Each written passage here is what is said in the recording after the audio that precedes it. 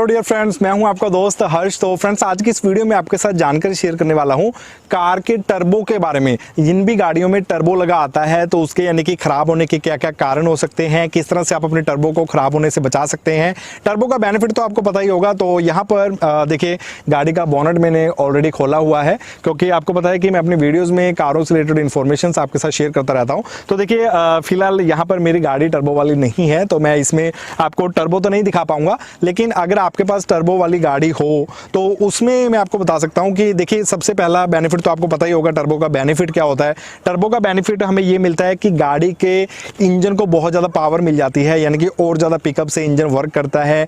आप और यानी कि आपकी गाड़ी को ताकत दे देता है टर्बो। तो ये टर्बो का काम होता है, ये तो हमें पता है। लेकिन इसके खराब होने के क्या क्या कारण हो सकते हैं? सबसे बड़ा जो टर्बो का खराब होने का कारण है वो ये है, टाइम टू टाइम गाड़ी की सर्विस ना करवाना। तो देखिए, अगर आपको लगता है कि आपकी गाड़ी की सर्विस 10,000 किलोमीटर पर होनी है तो आप हो सके तो थोड़ा पहले करवा लीजिए सर्विस। 9500 किलोमीटर पर करवा लीजिए, 9000 पर करवा लीजिए। कभी भी सर्विस मत लेट करें, क्योंकि पता क्या है, टर्बो में से जो भी मान लीजिए जो भी ऑयल है वो टर्बो में से होकर गुजरता है, ठीक है, इंजन की सप्लाई के लिए। तो उसमें क्या है कि अगर उसमें किसी तरह का प्ले आ जाता है टर्बो में, तो उसके बाद वो प्रॉपरली उसमें वर्क नहीं करता और उसमें कट लगने भी शुरू हो जाते हैं, जिस वजह से मोस्टली प्रॉब्लम आती है टर्बो में। और इसका जो भी मैंने आपको जैसे रीज़न बताया कि टर्बो का रीज़न वही है कि टाइम टू टाइम सर्विस ना करवाना। तो अगर आपकी गाड़ी भी टर्बो वाली है तो यकीनन आप गाड़ी की पिकअप का तो एंजॉय कर ही रहे होंगे। तो ज़रूरी है कि आप अपनी गाड़ी की टाइम टू टाइम सर्विस करवाते रहें। इसके अलावा मैं फ्रेंड्स ये भी आपको बताना चाहूँगा कि एक तो देखिए, मैं अपनी जो भी वीडियोज़ आप सबके लिए लाता हूँ, कारों से इंफॉर्मेशन रिलेटेड वीडियोज़ मैं आपके लिए बनाता रहता हूँ।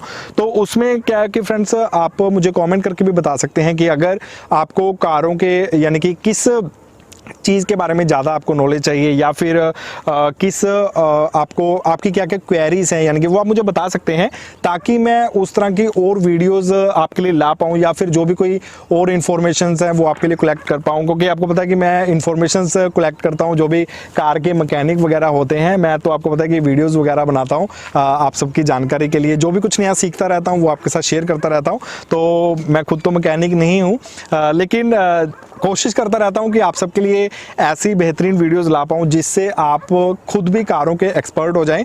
जैसे कि मैं ऑलरेडी इस टाइम मेरे पेज पर लगभग आप मानकर चलिए 45 प्लस वीडियोस मेरे इस पेज पर हो चुकी हैं, जिसमें सारी ही कारों से रिलेटेड इन्फॉर्मेशन हैं, ठीक है।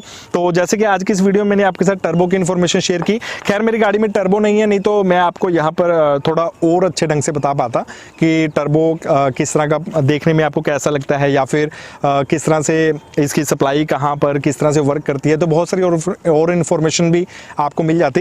तो फ्रेंड्स, आई होप आप नेक्स्ट टाइम अगर आपकी गाड़ी में टर्बो है, टाइम टू टाइम अपनी गाड़ी की सर्विस करवाएंगे, ताकि आपको टर्बो से रिलेटेड कोई भी इशू अपनी गाड़ी में ना आए।